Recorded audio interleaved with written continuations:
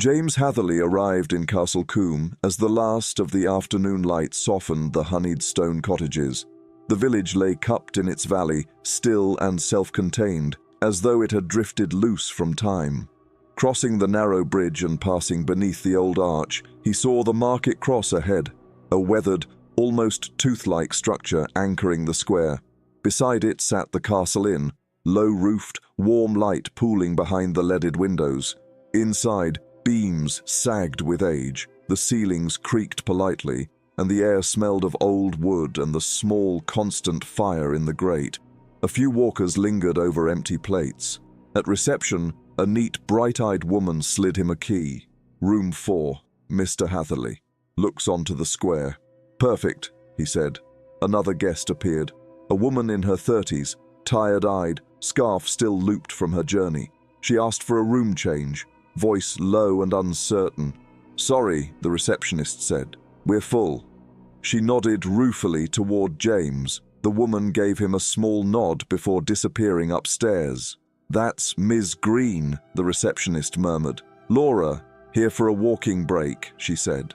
Room 4 overlooked the market cross so closely James could almost imagine stepping out onto its stone ledges. He unpacked, washed, and went down for dinner. The bar was quiet. Laura Green sat with a guidebook open but unread, glancing often toward the window as if expecting something to move outside. You picked a good time to come, the receptionist told James as she set down his meal. Not too busy, less like a film set. It's almost too neat, he said. She smiled. Some people find the square intense at night. The market cross can look as if it remembers more than it wants to. The remark stayed with him. When Laura rose to pay, the receptionist asked, All right in room 3? Laura hesitated. Yes. The window looks straight out at the cross. Silly of me. I'll get used to it. Later, before bed, James stood at his own window. The square lay in quiet darkness, the single street lamp barely reaching the cross. And there, at its base, stood a figure, tall, slightly stooped, shoulders wrapped in what looked like a heavy coat, head bowed, face unlit. It didn't move. It simply watched the front of the Castle Inn, aligned squarely with its entrance. He blinked, drew the curtain aside again. The figure was gone. The square looked empty, but the sense of being observed lingered as he went to bed. In the night he woke, unsure why, with the peculiar feeling of having been watched. The room was quiet, just the faint glow of old curtains filtering moonlight. He resisted checking the window and eventually drifted back to sleep. Morning dissolved the unease. The village looked harmless in the pale sun. James spent the day sketching the surrounding paths. He returned mud-splashed and content, and found Laura reaching the inn at the same time. Nice day for it, he said. It would be, she replied, if every time I saw the square, I didn't feel the cross was positioned. Positioned. As if wherever you stand, it sees you first. He offered no opinion. Her worry echoed too closely his own experience. That night, she lingered in the bar, clearly reluctant to go upstairs. When they reached the landing together, she asked suddenly, Do you hear people out there at night? I heard nothing, he said. She nodded, unconvinced, and retreated into her room. James went straight to the window. The cross sat alone in the lamplight. Then something shifted beneath the archway leading to the bridge. The figure stood there now, half in shadow, closer than before, facing the inn door.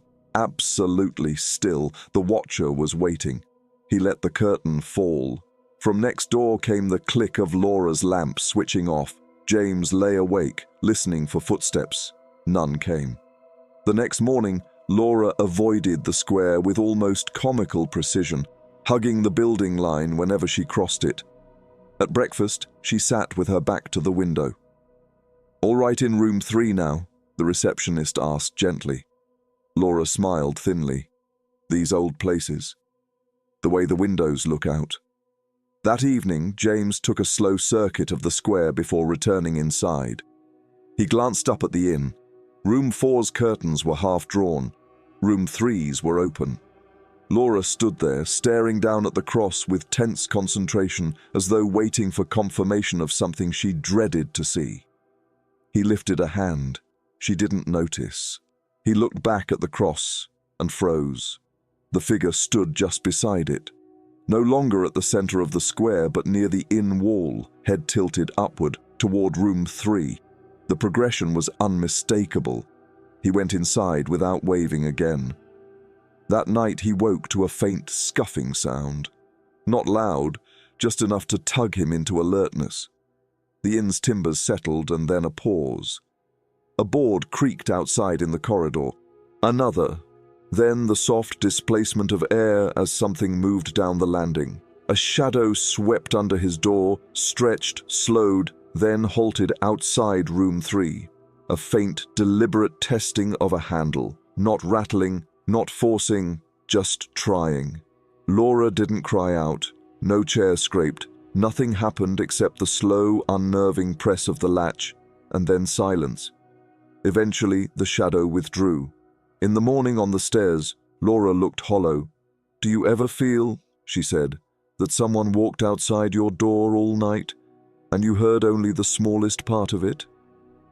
"Yes," James said quietly. She gave a weak laugh. "I'm leaving tomorrow. I put a chair under the handle. That helped." He doubted it had. On his final night, James sat in the dark by the window. The village settled. Cottage windows dimmed. The lone street lamp pooled its thin light onto the cross. Then the figure was simply there, almost touching the inn wall beneath the windows of rooms 3 and 4, watching. The landing creaked. A shadow slid past his door again, straight to room 3. The handle pressed down. For a long moment, the latch held, then the shadow withdrew. Morning came grey and ordinary. Laura was gone. "Caught the early bus," the receptionist said. James stepped outside. The square was empty, but as the taxi climbed the hill, he looked back, in the rearview mirror, for a single heartbeat. A shape aligned with the front of the inn, head tilted upward, studying a window no longer occupied, not looking at him, waiting for someone else.